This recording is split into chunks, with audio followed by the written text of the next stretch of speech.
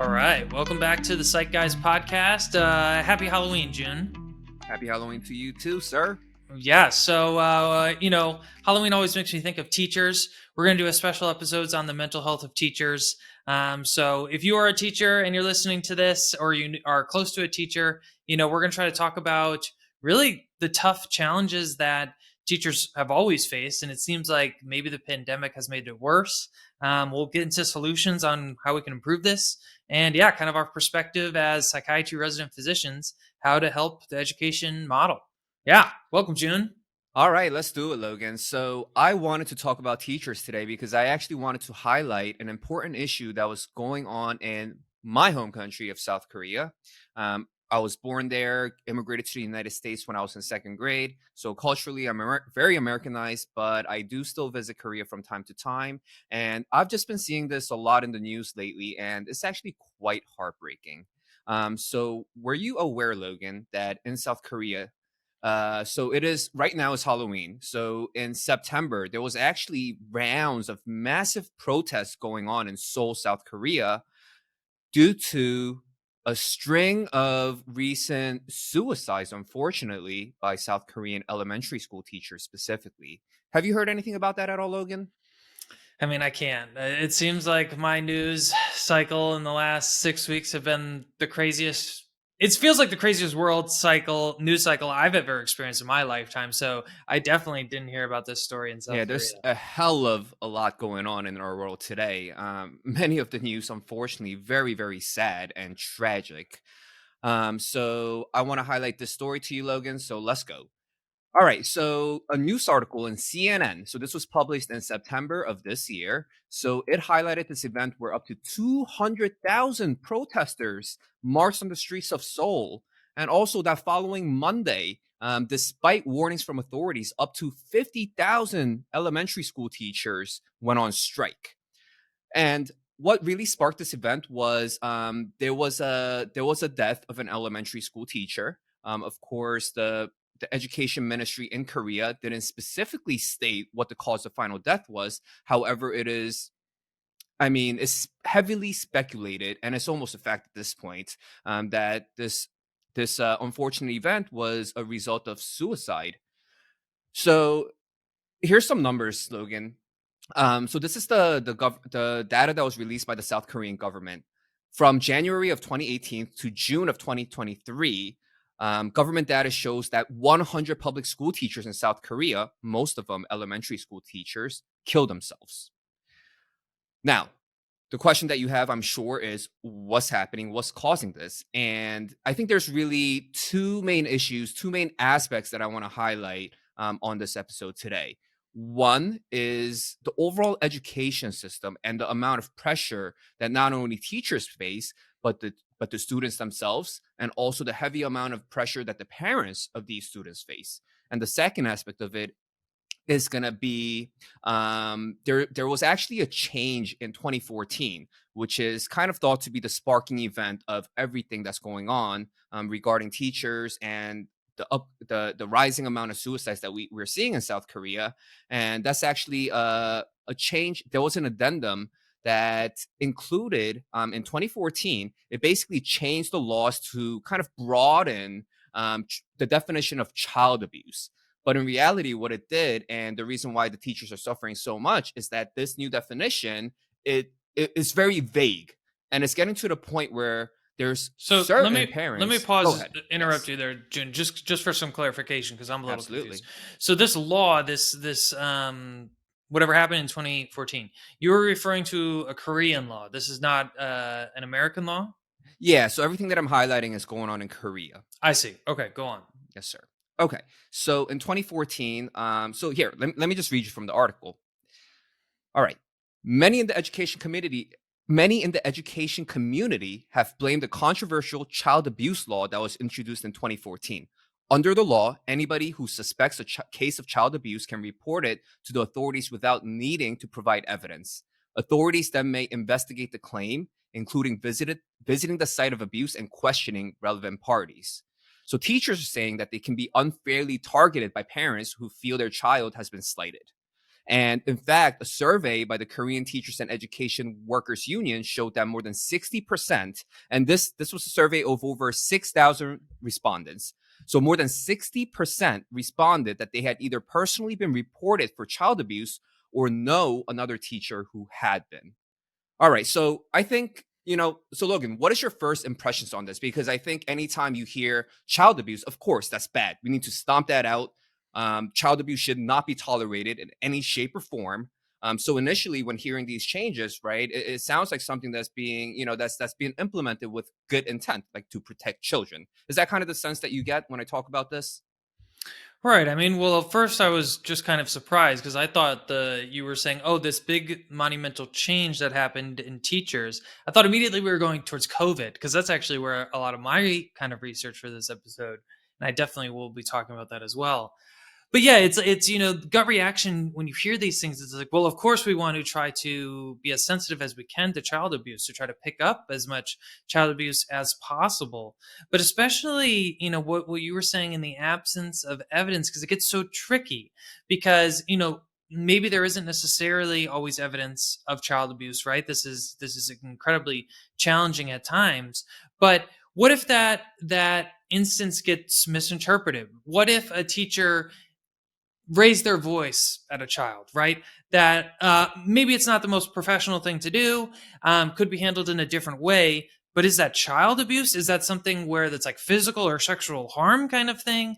It gets very, very tricky. And then if we take that word of the child, oh, the teacher abused me at school because I got yelled at, kind of thing. I can imagine that be so stressful for these employees who, I can't really speak to what is the employment of teachers in South Korea similar to employment here in America. And what I mean by that, let's talk about salary first, where, I think it's kind of a common understanding that teachers don't really have the best salary, right? I think we can all agree on that.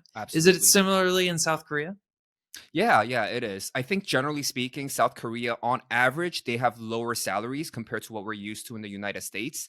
And on top of that, of course, they're facing, issues with inflation, a lot of the economic struggles that we're going through in our country today. So that is, you can understand that that's a recipe for an environment where the entire society is essentially placed under this pressure cooker, and there's a lot of tension. Like people are just trying to survive, right? And I think Logan, you hit the issue right on the head because I mean, when it comes to sexual abuse, physical abuse, right? That stuff can be at times it's very obvious, right? I figured that stuff is it's a lot easier to delineate what that is versus something like emotional abuse. And I think this is where a lot of the issues that we're seeing with the teachers in Korea, the pressure that they are under from parents, really stems from. Because, like you said, what exactly constitutes emotional abuse? So, this is how the Korean law currently defines child abuse. So, child abuse refers to any physical, emotional, or sexual maltreatment or neglect by adults, including caregivers, resulting in actual or potential harm to children's health or well being. So, you can see words like potential harm, right? So, it is very vague. It is, to a certain degree, very speculative, right? Is that kind of the sense that you get when I read you that definition? Right. I can just imagine it gets so wonky. Emotional abuse, right? That they were referring to. I mean, I think we've all experienced those teachers that some teachers like you better than others, right? I remember complaining about this to my parents, right? Oh, that teacher doesn't like me. That's why they gave me a C on that paper And then or what did your whatever. parents say to you? You're an idiot, Logan. Go study more. But it's a different culture these days, and especially with this new law, potentially it gives the families extra capability to I don't want to use the word retaliate necessarily, but move forward with I don't know, Use it, retaliation is the first Logan, word that because I think that is yeah. the appropriate word here. What is in fact happening, and of course, this isn't representative of a majority of the families out there. Majority of the Korean population have great respect for their teachers. However, there's been a minority of families, parents rather, that are taking advantage of this new law. And I'm very happy that you shared that little story because I'm going to give you another example, and this is a case that I found in an interview that a South Korean teacher did with reporters, and it's highlighting the issues that's happening. Okay, so I'm going to read you two incidents. All right, so here's the first one. So one teacher, let's call Mr. Park. Mr. Park recounts an incident involving a hearing impaired student. A student will whisper offensive remarks behind the hearing impaired student's back in a barely audible voice to ensure that she could not hear. Mr. Park intervened, urging the offending student to stop. However, his actions continued to disrupt the classroom, ultimately leading to him being reprimanded. The fallout was unexpected. Mr. Park received a phone call from the parent of the offending student that night and was accused of, quotes, favoring students with disabilities, end quote. Wow. Right. So you can see how subjective that is, right? I mean, of course, when you have somebody who's hard of hearing, I think any person with any degree of empathy is going to want to stand up for a person like that, especially if they're being picked on specifically for a disability that they had no control over in the first place. And now we're in a situation where, like, imagine after the teacher goes through this experience, right? What about the next time he sees somebody that's being bullied? What is he supposed to do? I bet the first Right. things that go through your mind is, oh boy, do I intervene? Do I do the right thing? Do I do what my conscience is telling me to do? Or do I just keep my mouth shut, let the situation happen as it may, and not deal with a potential parent harassing me in the middle of the night? And I'm not sure how parents are getting cell phone numbers of teachers, because, and I think this is also a big cultural difference between Korea and the US, because I feel like in the United States, right, you're a teacher, a parent tries to call you outside of school on your personal number. I mean, I can imagine if that was me, I'd be like, okay, have a good night, go through the proper channel, send me an email, I'll talk to you during business hours, click, goodbye, right? And then I'll put my phone on silent, whatever. But in Korea, right, that's not culturally accepted. So you essentially have to sit there and tolerate that kind of abuse that's coming from parents. And also many teachers in South Korea, because of the culture, because of this hierarchy of there's a big cultural aspects where positions of authority, they demand to be essentially like, you can't question them, essentially, right? They're the authority figures. So in this case, teachers and parents, the parents are the powerful authority figures in this case. So anytime a teacher says something, a lot of teachers will report it to the principal or whoever their boss is, and they're running into situations where even though they were clearly in the right and they had no wrongdoing, they're being just told to apologize, just say sorry. And I think this speaks to a lot. Maybe this is something like what similar to what we're dealing with in the healthcare industry, right? I feel like a lot of the times when we're seeing patients, it's not, this doctor physician relationship is unfortunately morphing into one of me providing a service, and the other person is coming to me to seek a service, right? I'm somebody providing a service, right? So in Korea, they're running into a similar kind of problem where teachers are being seen as merely service providers. So Right. when things don't go exactly as the parents planned it in their head, oh, this person is doing something wrong. They're not providing the service that they're having to provide. And then you get these phone calls, you get the Right. harassments that goes on and on and on. I mean, Logan, I think you mentioned that you had a family member that's a teacher. Like, how would you Right. feel if your family member was getting this type of harassment and essentially you were powerless to do anything about it? Well, I can't go into any details, but I certainly have experienced similar things. My mother was a teacher for over 20 something years, elementary art teacher. And, a lot of her family friends, of course, were teachers. So I would hear stories of all these kind of things. And one thing that they would frequently talk a lot about is cell phones. And so this law that you're talking about in Korea, I wish I knew in America how this is necessarily written. I didn't have that. I didn't research that ahead of time.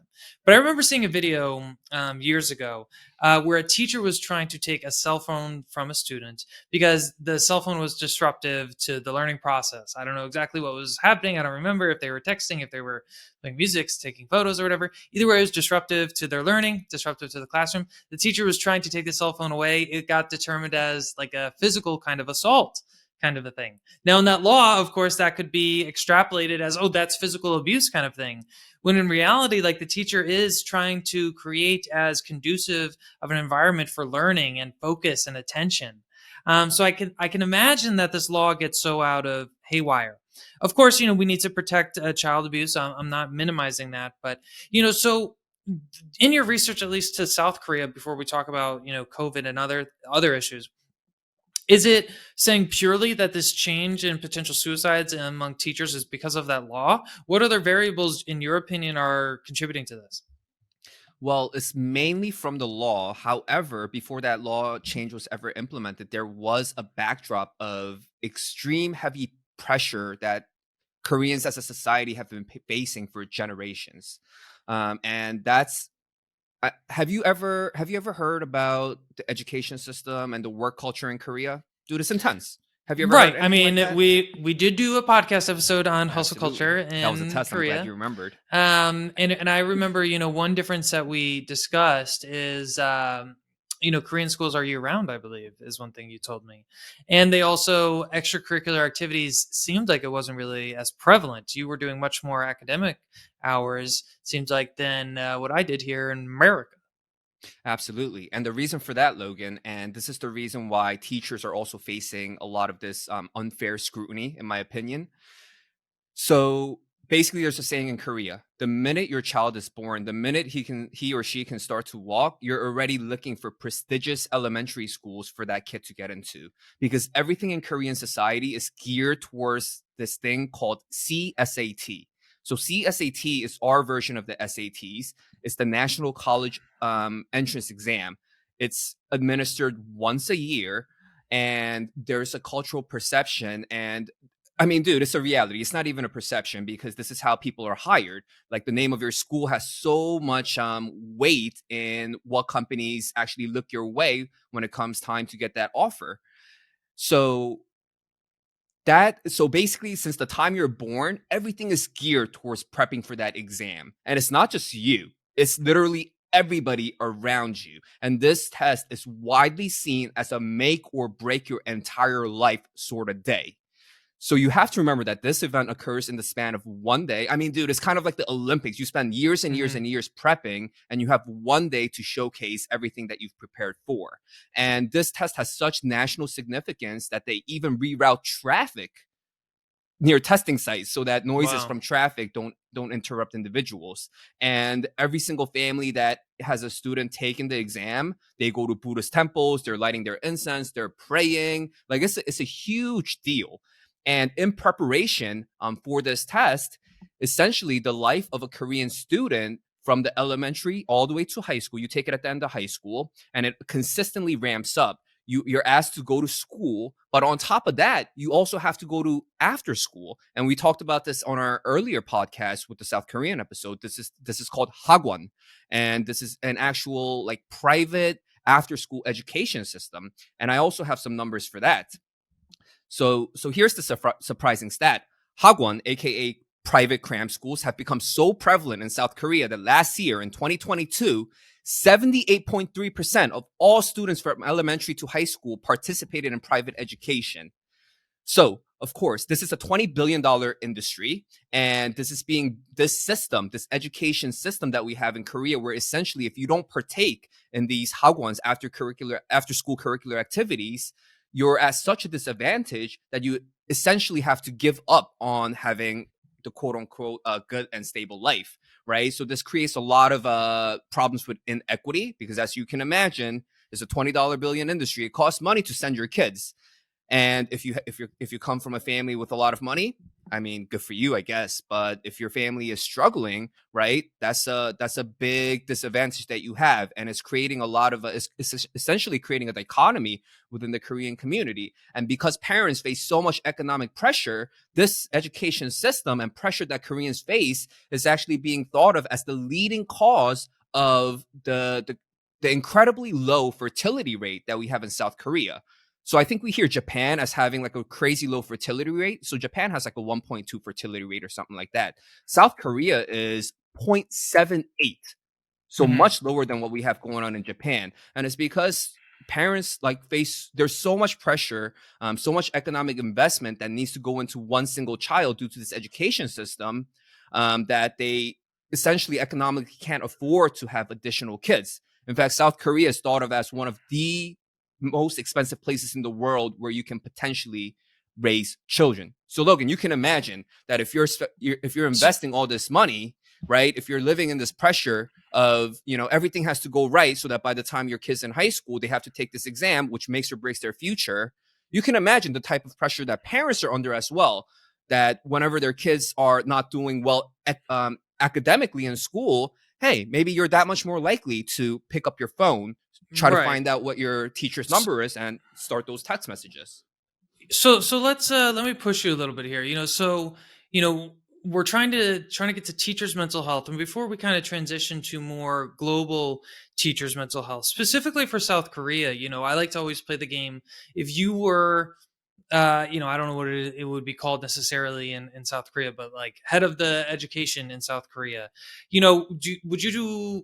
do you think that the teacher dissatisfaction burnout is because of this culture of immense academic performance starting there? Because in my opinion, it almost seems like that actually would be much more impactful on a teacher's mental health than that law necessarily that you referred to earlier. But what's your 2 cents?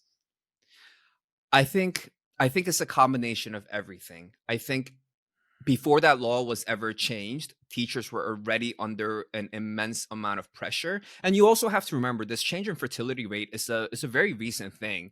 If you just look back a generation ago, I mean, in the 19, I believe it was the 40s, right? We had the Korean War. Like South Korea was one of the poorest countries in the world, and that was my grandparents' generations. Hmm. Like when my mother was growing up in South Korea, right? They had open sewers. She would tell me that there were people actually starving to death in her neighborhoods. So she came from a generation where they, like with before industrial development, right? Countries typically have really high birth rates, right? So everybody from her generation, right? She has five siblings. My dad has four siblings. Right, they came from generally bigger families. So there's been a drastic change in the demographic where essentially our generation of parents they're only having one, maybe two children at most. So when you only have one kid, just think about how much more hyper focused you are going to be Right. on the performance of that single child. And if something goes wrong, I mean, it's not like you have four other kids to worry about. That's your one and only kid. So you're that much more likely to talk to the teacher, say what's Interesting. up. Yeah. So Yeah. that's a big aspect of it as well. And I also there's also been a cultural change as well in that, dude, when I was younger, remember I told you I grew up in South Korea. I immigrated here when I was in the second grade. So even when I was younger, like if I didn't do my homework, I remember at school we had to all get online. We held out our hands and they slapped your hand with a ruler, Right. right? So that stuff is like that's not tolerated anymore, and for good reason, right? We shouldn't be doing that Right. to kids. But I do think that with this law, especially, now the pendulum may have swung so far to the opposite end that teachers, because after all, like their job isn't only to teach math, English, whatever else it may be. Their role is to also teach discipline, right? That you have to be able to teach a kid how to work well in the team setting, what's socially acceptable for the classroom setting as well. And with this new law, because of the fear that the teachers are living under, it's really taking away their ability to become disciplinarians, right? It's like if you yell at a kid, is that emotional abuse? There's plenty of reports where parents, because their kid was yelled at, right? Like it's crazy, dude. Like two kids will fight. You yell at somebody for 3 minutes, you yell at the other kid for 4 minutes, and the parent will call, you're emotionally abusing my kid because you yelled at my kid a little bit longer than the other kid. I mean, Right. is that something the teacher was even thinking about? And what happens the next time there's an argument in the class? Is that teacher empowered to break up that argument? Is that the role of the teacher going forward? I don't know. I think these are all interesting conversations to have. But this rapid cultural and social change that's going on in South Korea is leaving this large group of educators in a state of limbo where they actually are confused about what the actual boundaries are because it's shifting so rapidly. So I think that's a question that we have to answer as a society. Right, right. And so now I think it's a good segue to try to transition this to more teachers on a whole, because I think, all these issues that you identified in South Korea, while I can't point to a specific law here in America, I imagine there's some similar to that. And of course, I think one of the pivotal issues that affected teachers is COVID. So, through my research, it kind of seemed like even before COVID, there was significant concern of burnout with teachers. Burnout is more prevalent in teachers compared to working adults. Looking at a survey that surveyed about 1,400 teachers and 500 working adults, where about 56% of teachers estimated that they felt burned out. There's the National Education Association is the largest union of teachers here in America. And let me just share this screen here. Share screen.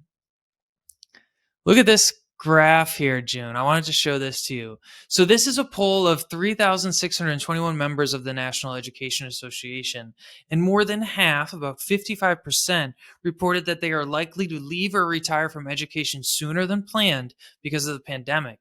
And you can see that this slowly increased over time. Back in July of 20, right in the early stages of the pandemic, only about 28% of these individuals said that they were going to retire early. But now it's up to 55%, and this is from November 2021.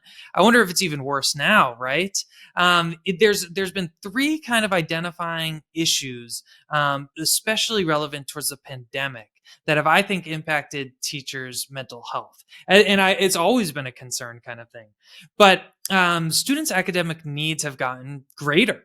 And I think maybe the more unprofessional way of saying that is, unfortunately, our kids got dumber due to the COVID pandemic because of maybe restrictions on being able to go into school, being the quality of the virtual learning environment wasn't as good as the in-person environment, and our kids suffer. They're Such a not doing tragedy, bro. right. Such a Right. So tragedy. Yeah, because like when we talk about inequity, right? That's a hot topic issue in today's society. I mean, I feel like it's very obvious that I don't even need to see the numbers in front of me. I can speculate that the people that are hurt the most is going to be students from lower income families.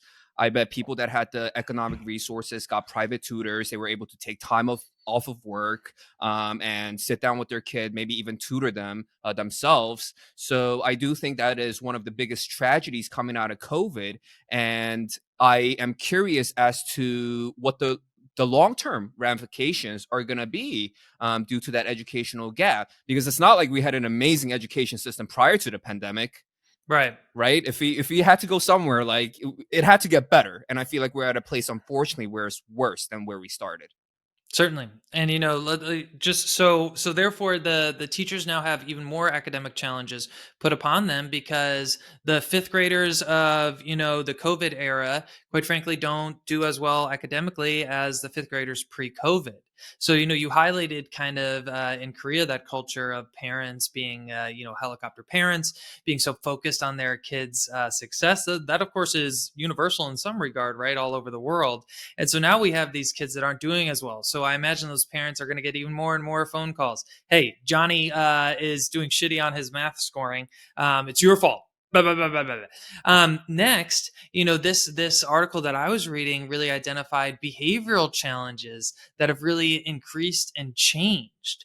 How many of these individuals aren't capable of having as high quality of conversations with others, of interacting with individuals that they don't like, because of this COVID restriction? They were out of school. Some areas of the country were out of school for up to 18 months, Oh right? boy, So 18 yeah. months? I didn't know hmm that. Oh my goodness. California and New York for about 18 months. And yeah, so you lack that kind of meaningful social interaction, even the challenging stuff, dealing with bullies, dealing with people you didn't like. But so now teachers are having to manage even more behavioral health challenges of these students, interpersonal skills. Perhaps we all can admit that the youth is dealing with mental health challenges, right? Yeah, more prevalent than it was in other generations. We've done podcast episodes about this. So teachers really have those kind of demands. So now we have academic demands, behavioral and emotional demands, all put on teachers. Teachers are, in a sense, like the frontline workers of mental health, right? At least for the pediatric population. And I Do you was think reading that's this. fair, Logan? Do you think that's fair that we blame teachers for lack of academic performance of certain students and also the behavioral issues that certain students face? I feel like they get a lot of unfair heat for those reasons. I mean, I don't necessarily think it was purely the teachers. It was the teachers learned how to teach their craft, whatever it may be, through the model of having the kids in front of them, right? Being able to emotionally engage these students and deal with their emotional needs when they're immediately in front of them. Now, you put that into all of a sudden into a virtual environment, like it's not the teacher's fault, but of course things both emotionally and academically aren't going to go as well. The student isn't going to be as engaged. How many teachers did we hear had students like falling asleep or turning off their camera in the middle of class, right? Versus that if it was in person, that child likely would have much more stimulation all around them, hopefully would be paying attention in a different right. Yeah, it reminds me of a story. It was from a student that I was working with. So she had her fiance is actually a teacher, pretty nearby to where we are, and I believe her spouse taught seventh grade, and she was telling me how pre-COVID and post-COVID students, the academic performance difference is so obvious to everybody. I mean, Yeah. that's shocking. I guess because we don't really spend time in schools. A lot But of is this. it shocking? I mean, is it shocking? I remember I was losing my mind in the midst of COVID when these lockdowns were going on. I my blood would boil. My wife and my mother would be like, okay, Logan, just rant to me, but let it all out, because it was so blatantly obvious that these children were not at significant risk, in my opinion, of getting hospitalized and dying from COVID. Right? We closed these schools perhaps for other reasons, maybe to protect the teachers. I understand that argument to some extent, but like you identified earlier, who really got hurt in this? Who really benefited these school closures? I'm not exactly sure. The social cost of these was tremendous. It's like, well, no shit. Of course, if these kids aren't going to be good academically and have emotional issues because of these school closures. And going on what I was saying earlier, these teachers are really like the frontline workers for pediatric patients to identify mental health needs. Oftentimes we have them fill out those forms for ADHD, right? But even a lot of schools, and I imagine it's mostly schools that are underfunded or in very rural location, nearly 40% of US districts lack a school psychologist. So they don't even have a mental health professional on staff that can be the lead to handle these kind of issues. So now you put this hodgepodge and this kind of hurricane, this perfect storm all together, you know, teachers left. So we have students with more academic needs, more emotional needs, and of course, now we have less teachers to go around. In my reading for this episode, I was learning a lot about districts who are offering like incentives and bonuses for teachers to stay because they're having such staffing Mm, issues. So, very similar to the burnout we see in the hospital where we have staffing issues. Can you imagine what that's like in a school? Like we already had complaints of large classroom size pre-pandemic, and now the teacher staff is so much shorter. I have some stats. Let me look for them real quick. Go ahead, June. I mean, that's just really heartbreaking just to hear that. Let's see. There was one report that I had. Duh, duh, duh. Well, what? Oh, okay. Um, okay. During the pandemic, public teaching workforce appears to have shrunk by nearly about 7%. During the Okay. pandemic, 7% During the shrinkage. Okay. pandemic. Mhm. Yeah. There's a trend right now that the teaching profession has become less experienced and more unstable compared to the 1980s. And here's Mm. the stat that I was trying to find. It's in 2019, teacher prep programs graduated about 25% fewer students compared to a decade ago. So less and less, people out of high school, out of college are deciding that teaching is really a meaningful profession for them. What do you think's Um, driving that? well, that's interesting. So let me actually, I think that this issue right here, let me see if I can pull it up. Da, da, da. Ooh, okay. Share screen. So if you look at it here was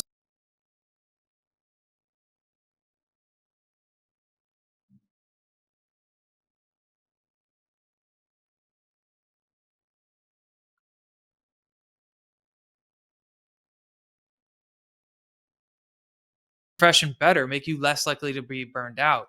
Raise educator salaries. I think that's probably the most obvious one, right? Of course that this field isn't going to attract necessarily the highest quality applicants because of the salary component. I think a lot of people, we can all agree upon that teachers go into this field for more noble of a reason than salary. They're doing it because they want to help out kids. There is, of course, it's still an okay salary, right? But they're severely underpaid. I was reading this, and I don't have the stats in front of me. I apologize, but teachers of more of minorities, and it was referring to Black and Latino teachers, are more likely to leave their profession compared to their white colleagues. And what they extrapolated was economic reasons. These teachers likely had to maybe leave because they could earn much better salary in the private sector. So I think that's one way that we can kind of make this field a little bit better, but I don't think that fully solves the problem. Let's look at number two: hire more teachers, right? 70% of the individuals in this survey felt strongly that would have really addressed burnout. I think, having more teachers around, giving them more time to actually prep for things that are going on. And hopefully, like, artificial intelligence can make this a Yeah. little bit easier, right? That's what one of these things was: fewer paperwork requirements, less standardized or diagnostic testing. Maybe some of these things could be implemented with like AI. Um, did you have anything that you wanted to bring up, June? I have one more thing I want to kind of bring up here. I mean, it just sounds like they're overworked. Right, Like those 3 right, points that you just mentioned, yeah, it just sounds like, okay, I need help. We need more people. right, right.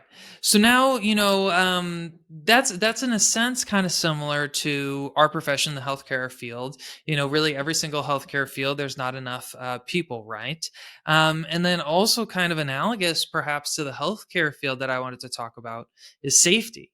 There was 36% of teachers reported that they're afraid of verbal or physical altercations with upset parents. Whoa. 36%. Whoa. Verbal Yeah, or physical. I mean, right. the verbal, not so surprising, but throwing in physical in there, 36%. Whoa. Right. That was actually reported to be higher than what people's 22% of, or no, excuse me. The biggest fear, of course, is an active shooter, right? A lot of teachers, it's so sad that is even a proportion of what people report. But, it really kind of made me think about healthcare. How many healthcare workers are afraid of physical altercations with patients, or perhaps, patients' family members, or we of course occasionally see shooting issues in hospitals. It's really, really scary. Yeah, I agree, man. So one of the things that stood out to me, Logan, and since you're drawing corollaries to the medical system, I'm wondering, like, maybe in part, one of the reasons why not as many people are so passionate about the teaching industry anymore is because, and look, this is going to be just anecdotal evidence, right? I have a lot of friends that I went to college with. A bunch of them were education majors rather, and they're currently teaching. I think a bunch of them are actually teaching in New York City and like Long Island, that area. I went to school in upstate New York, so understandably, everybody stayed around the same area. But what I hear a lot from my friends who are working as teachers is that everything is so regimented these days, meaning that they're handed a curriculum, they're handed exactly what worksheets to give, they're told exactly how long it should take, and all the day is planned out for them. So Wow. there's really no more room for the art of teaching, right? And Yeah. I think we face kind of a similar issue in medicine, right? It used to be the art of medicine, but is it really anymore? I would argue that it's more the algorithm of medicine. It's just like something, if you see X, you have to do Y. There's not much thinking on your feet, at least as much as there used to be in the past. So maybe some potential applicants to the teaching and even the medical field kind of see that and kind of decide, hey, maybe I want to go somewhere where the answer isn't already predetermined for me. Maybe I want to go somewhere where I'm able to use more of my decision making, use more of my critical thinking skills, use more of my emotional intelligence to feel out the situation in front of me and make decisions accordingly. Right. What I also think is very interesting, what you referred as like these algorithms, that this like one size fit all kind of approach to education. one this rand survey looked at like 1,500 teachers, something like that. I can put a link in the show notes or whatever, and it brought up a very interesting issue that I hadn't really thought so much about. But it said that about 1 in 6 teachers marked the intrusion of political issues and opinions in teaching as the top source of job related stress. I remember some of my favorite moments in like high school and stuff was getting in these like really passionate kind of debates about various policy issues. When I was going to school was right around the Iraqi war, right? And I remember debating that in some of my like history courses. I remember having very passionate Roe v. Wade kind of conversations in school, and it was like a healthy discourse. It was really intellectually stimulating. But now 18 states have imposed restrictions on how teachers can discuss racism and sexism since January of 2021. Very Right. So interesting. teachers can't, stimulate the classroom necessarily in the same way. Maybe like you just referred to, maybe they're just handed to, here's your curriculum. You don't need more planning time because we provided the curriculum for you. Go, good luck, bro. Nearly half of teachers decided to limit their classroom conversations about political or social issues because they expressed concern that either administrators or parents would basically come down on them. It's like, isn't that sick? Like aren't we supposed to go to school to have our ideas kind of challenged and we support, and you can support your ideas by learning more about the other side's arguments in a sense. It's really sad to me to read that. That was one thing I was very surprised by going through this research for this episode. Right, right. And I mean, I agree with your sentiment, Logan, but we both know that in 2023, that is no longer the primary objective of our education system. Right? It's you see like college campuses, if there's a speaker that is I mean, generally speaking, it's the conservative speakers, right? They're shouted off the campuses, though they don't want to hear anything that they have to say. And a lot of the times, like a lot of these speakers have also been physically assaulted in the past. There's been mobs of students that's come try to shut them down, threaten them with actual physical violence. So it's an interesting time that we are living through, and I can totally imagine that, especially in an elementary school, high school, you start talking about whatever politics, some of the social issues going on, and there, and a difference of opinion comes out. How many kids are going to say that I felt unsafe, this was emotional abuse? We live in the era of trigger warnings and participation trophies, right? So I can definitely empathize with the teachers that want no part of that conversation. I mean, as a physician and even as a podcaster, I'm going to call myself a podcaster now after we're almost 50 episodes in. Psych guys, Right. shout out.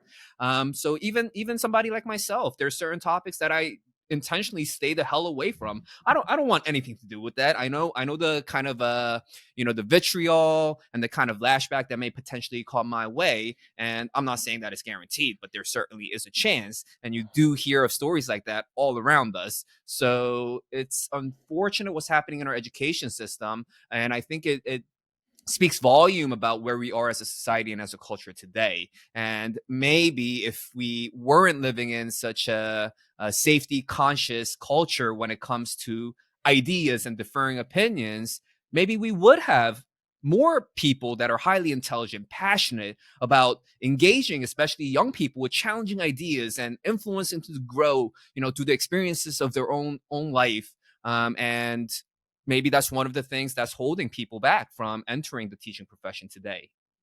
Right, right. Well, if you're a teacher out there, if you have a teacher in your life in some capacity, please express your concern for them and your, thankfulness and gratitude for what they do, because it's certainly not an easy job. I think we should end on this quote, June. This quote is from Tim Presley, an assistant professor of education at Christopher Newport University in Virginia. Burnout was prevalent and consistent across demographics, including ethnicity, location, years of experience, and whether you taught face to face or virtually. It didn't matter if you were a brand new teacher or a veteran of 30 years. We saw no difference between those teachers when it came to their burnout scores. COVID just put everyone on the same playing field to say, this is tiring, this is burning us out. So it's happening everywhere. We can say that it's a systemic issue, and it's a real unfortunate circumstance that we live in today in a culture where we tell the individual to compensate for the stressors put on them by the system.